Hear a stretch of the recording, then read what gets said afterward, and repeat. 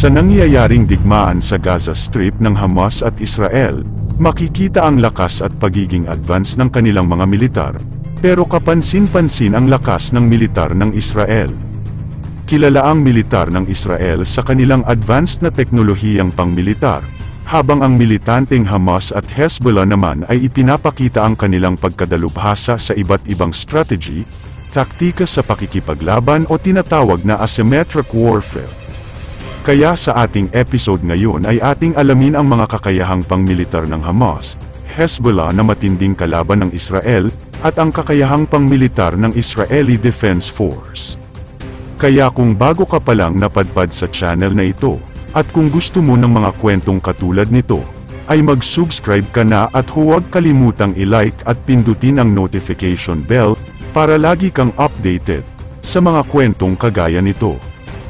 Ang October 7, 2023, surpresang pag-atake ng Hamas, at ang paghihiganti ng Israeli Defense Forces sa Gaza Strip, ay nagtulak sa mga bansa sa Middle East na maghanda para sa isang mas malawak na digmaan. Ang mga opisyal sa Israel, kabilang ang punong ministro nito na si Benjamin Netanyahu, ay nangakong wawasakin ang Hamas. Ang Israeli Defense Force ay nagdeploy ng mga sundalo, tangke at artillery sa border ng Gaza Strip bilang paghahanda para sa isang ground attack. Ang mga labanan sa pagitan ng militanteng pangkat ng Lebanese na Hezbollah at ng IDF sa Northern Israel, ay nagpapataas ng pangamba na maaaring sumali ang mga ibang grupo sa labanan sa Gaza Strip. Ang mga militanteng Hamas at Hezbollah, na parehong mga nakalista bilang mapanganib na organisasyon ng United States, European Union at ilang iba pang mga bansa, ay kilala sila na sanay sa mga asymmetrical warfare.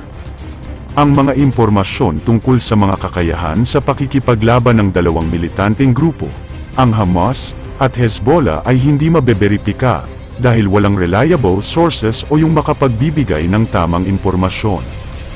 Ngunit ang malinaw ay pinalawak at pinalakas ng dalawang grupo ang kanilang arsenal ng mga armas sa paglipas ng mga taon, at maaring magdudulot ito ng hamon sa militar ng Israel, kung paano gumana ang militar ng Hamas, nang magsimula ang ground operations ng Israeli Defense Force sa mataong populasyon ng Gaza Strip, at kung sasalakayin naman ng Hezbollah mula sa hilaga.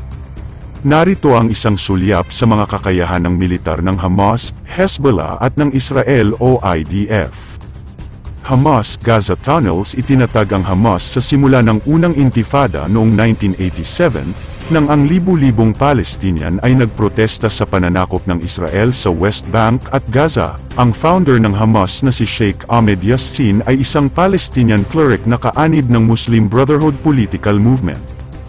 Sa paglipas ng mga taon, nakabuo ang Hamas ng infrastruktura ng militar at dinagdagan pa ang lakas nito, at umabante ang mga kakayahan nito sa mga tuntunin sa paggawa ng mga malalakas na armas.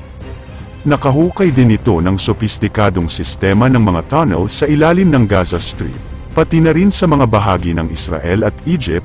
Ang mga tunnel na ito ay idinisenyo upang itago at mag-cover ang mga militante, na naging mahirap para sa Israel Defense Forces na matrace at hanapin ang mga ito. Maaring makapagsagawa ng sorpresang pag-atake ang Hamas sa mga sundalo ng Israel sa pamamagitan ng ground attack. Noong 2021, ang Hamas ay may kakayahang magpaputok ng mahigit 4,000 rocket patungo sa Israel sa panahon ng 11 araw na digmaan. Ang military wing ng Hamas, ang Izz ad-Din al-Qassam Brigades, na kadalasang tinutukoy bilang Al-Qassam Brigades, ay nananatiling tahimik tungkol sa eksaktong bilang ng mga mandirigma nito, pero ayon sa iba't ibang mga reliable sources ay tinatayang mula 7,000 hanggang 50,000 di umano'y ang bilang ng mga sundalo. Na Al-Qassam Brigades, isang hindi kilalang impormante na malapit sa Hamas ang nagsabi sa isang news agency noong October na ang grupong Hamas ay may military academy, na nag-aalok ng espesyal na pagsasanay, kabilang ang cybersecurity, at may 40,000 member na military wing na may naval commando unit. Ang Al-Qassam Brigades ay kilala na may malaking inventaryo ng mga armas, kabilang ang mga improvised na rocket, mortar at iba pang pampasabog. Bilang karagdagan, ang pag-aari ng military wing na Al-Qassam Brigades ay mga anti-tank guided missiles at shoulder-launched anti-aircraft missiles ay nagsasaad nito sa mga hukbong gerilya ng Al-Qassam Brigades, na may pinakamahusay na kagamitan sa mundo. Mayroon silang local-made na mga rocket, ngunit ang mga long-range rocket nila ay nagmula sa ibang bansa, na nagmula sa Iran, Syria at iba pang mga mapagkukunan sa pamamagitan ng Egypt, ayon sa umano'y pinuno ng Hamas na si Ismail Haniyeh sa isang panayam na naka-broadcast noong 2022. Sinisigurado ng Hamas na ang cryptocurrency at pagpopondo ng pera mula sa iba't ibang hindi transparent na pinagmumulan, kabilang ang isang pandaigdigang network na kinasasangkutan ng mga kawanggawa, na iniulat noong Oktubre. Ang Hezbollah Non-State Army. Ang Hezbollah, isang kilusang pampulitika ng Shiite na nakabase sa Lebanon, ito ay itinatag sa panahon ng pagsalakay ng Israel sa bansa noong 1982. Ang grupo ay may pinakamalakas na military wing at kinikilala bilang isa sa mga pinakaarmadong non-state army sa mundo. Noong 2021, sinabi ng pinuno ng Hezbollah, si Hassan Nasrallah, na mayroon silang 100,000 mandirigma ang grupo. Gayunpaman, naniniwala ang mga eksperto na ang bilang na ito ay pagmamalabis, na tinatansya lamang ang aktwal na lakas ng kanilang militia, na nasa pagitan ng 15,000 at 20,000 na well-trained na mandirigma, at may potensyal na madagdagan ang puwersang ito ng hanggang 30,000 part-time members. Ang grupong Shiite na Hezbollah ay may malaking impluwensyang pampulitika at militar sa Lebanon. Ang Iran, ang pangunahing taga-suporta ng Hezbollah, ito ay naiulat na nagbigay sa Hezbollah militia ng mas mahabang range at mas tumpak na mga rocket na may kakayahang magdulot ng malaking pinsala sa infrastruktura sa Israel, at humadlang sa maritime na pag-access sa baybayin ng Mediterranean ng Israel. Ngunit ang karamihan sa mga sandata ng Hezbollah ay binubuo ng maliliit, portable at hindi ginagabayan na surface-to-surface na artillery rocket. Gayunpaman, ang napakaraming mga sandata ng grupo ay maaaring humadlang sa mas malaki, mas advanced na mga army. Halimbawa, ang Hezbollah militia ay maaaring mag-deploy ng mga maraming drone ng sabay-sabay laban sa isang target upang madaig ang mga Air Force system ng Israel. Bukod pa rito, ang Hezbollah ay may mga defense system tulad ng Russian Sa-22 na maaaring mag-target ng sasakyang panghimpapawid, tulad ng helicopter, ballistic at cruise missiles, pati na rin ang mga drone. Ang mga asset na ito ay nagdudulot ng malaking hamon sa militar ng Israel, na lubos na umaasa sa air superiority nito. Si Nasrallah ay paulit-ulit na nagpahayag na ang kanyang Hezbollah militia ay may kung ano ang kinakailangan upang maging isang mabigat na kalaban laban sa Israel.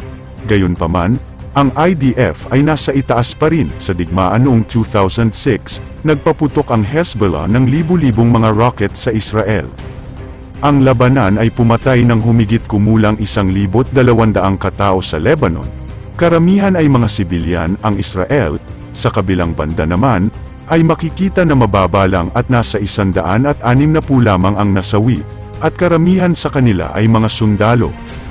Ang Israeli Defense Forces o IDF, ang IDF ay kabilang sa pinakamakapangyarihang militar sa mundo, ayon sa Global Firepower Index, isang database na nagsusuri ng mga salik gaya ng bilang ng sundalo, armas, teknolohiya, at mga mapagkukunang pinansyal. Kasama sa arsenal ng Israel ang mga advanced missile boat, tank, attack helicopter at malaking drone fleet. Ngunit ang pangunahing lakas ng IDF ay nakasalalay sa Air Force nito, na higit sa lahat ay binubuo ng makabagong sasakyang panghimpapawid ng Amerika, kabilang ang daan-daang F-16 at F-35. Bukod pa rito, ang IDF ay nagtataglay ng isang stock ng mga autonomous na loitering munitions, na kilala bilang mga suicide drone, kabilang ang mga modernong Harop at Harpy, na maaring sumubaybay at mag-alis ng mga gumagalaw na target. Ayon sa Global Firepower Index, ang IDF ay nagpapanatili ng 169,500 aktibong tropa, kamakailan lamang.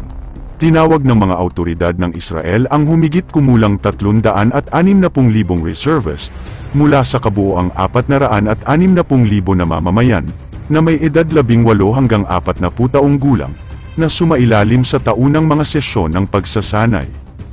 Noong 2022, naglaan ang Israel ng $23.4 bilyon para sa kanilang depensa. Ayon sa ulat ng Stockholm International Peace Research Institute, nagbibigay din ang United States ng malaking suporta, na nagbibigay ng humigit kumulang $3 bilyon sa dayuhang tulong sa Israel taon-taon mula noong 2017, na ang karamihan sa tulong na ito ay napupunta sa militar. Bilang tugon sa mga pag-atake noong ika-7 ng Oktubre sa Israel, mabilis na nag-deploy ang United States ng mga barkong pandigma at sasakyang panghimpapawid sa rehiyon. Ano ang masasabi mo sa ating talakayan ngayon? Mag-comment ka lang at ating babasahin, at muli, hanggang sa susunod pa nating kwento.